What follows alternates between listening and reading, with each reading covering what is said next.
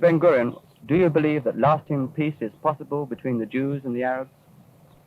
Well, I wouldn't say that peace is possible immediately, tomorrow, but I'm certain that peace will come because it is a necessity not only of Israel, but of the whole Middle East, of the whole world.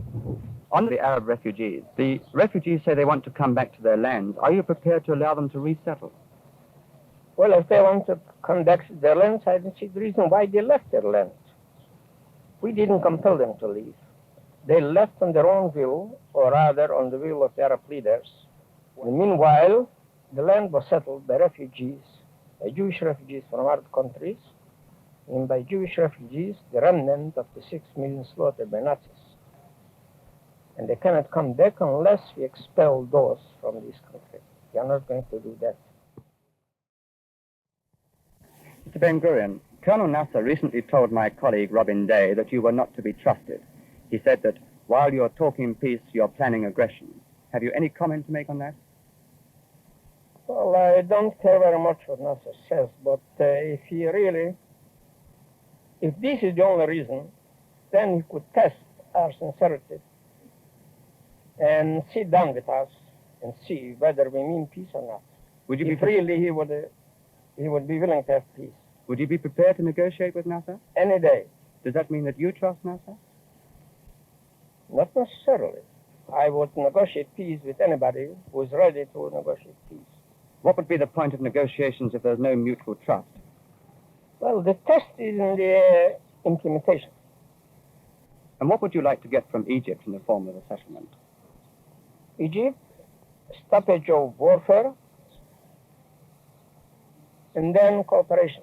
And what would you be prepared to offer in return? The same thing. And peace and cooperation.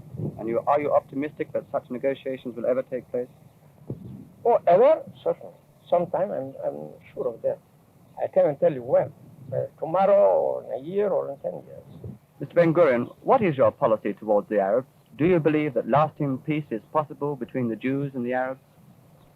Well, I wouldn't say that peace is possible immediately, tomorrow, but I'm certain that peace will come because it is a necessity not only of Israel, but of the whole Middle East, of the whole world.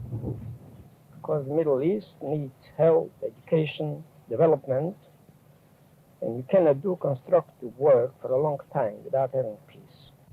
Under what circumstances do you think a preventative war by Israel against the Arabs is justified?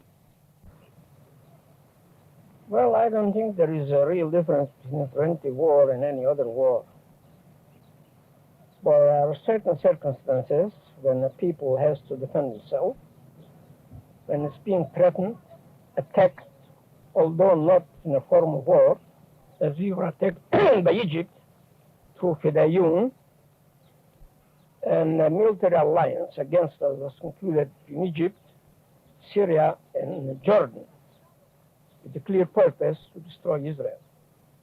And we thought that we must finish the basis of the Fidayun and the attackers in Sinai. Do you see these circumstances arising again, sir?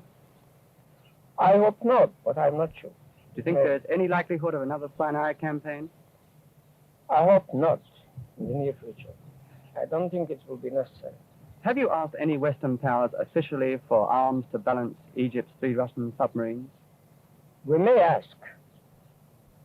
You do intend to? We may do. May I ask what arms you want? Well, first of all, defensive arms against submarines, and perhaps also some submarines. Do you really believe that the Egyptians could man these submarines? Well, they could man it with people from outside. You did, after all, capture a destroyer with only 1 shot. Yes, but you don't know who is managing these submarines. Do you think it's possible there are outside crews on board? Oh, absolutely. And where do you think these submarines will operate? Well, really, this must have the Egyptian command, or perhaps some command of some great power. But they may operate in the Mediterranean, in the Red Sea, in the Gulf of Aqaba. And now, if they interfere with Israeli shipping in the Gulf of Aqaba, what will you do? Well, we have to answer with the same means. And An attack, would you regard an Not attack... only from beneath the waters, but from above. Would you regard an attack by one of these submarines on an Israeli ship as a declaration of war? No, in our times there are very few declarations of war. There are just wars. Well, you have said you will send an Israeli ship through the Suez Canal. When do you intend to do this? Well, when the time is opportune. Could you be more specific? No, not yet. Not yet. That's all. On the subject of the Arab refugees, is Israel prepared to help solve this problem by paying them compensation or allowing them to return to their homes? As soon as our neighbors will not see in the refugees just a political means and a weapon against Israel, but human beings who need help, Israel will do everything in its power to help the resettlement of these refugees by paying compensation and by other means. But the refugees say they want to come back to their lands. Are you prepared to allow them to resettle? Well, if they want to come back to their lands, I don't see the reason why they left their lands. We didn't compel them to leave. They left on their own will, or rather on the will of the Arab leaders, who advised them, even before trouble started, to leave the country, apparently telling them that they were able to come back not only to their own lands, but also to the Jewish lands. Meanwhile, the land was settled by refugees, by Jewish refugees from Arab countries, and by Jewish refugees, the remnant of the 6 million slaughtered by Nazis. And they cannot come back unless we expel those from this country. We are not going to do that. And there is plenty of empty land in the neighboring countries, especially in Iraq and Syria. They are underpopulated. There is most fertile land, there is plenty of water, and they can easily be settled there among their own people and under an Arab government.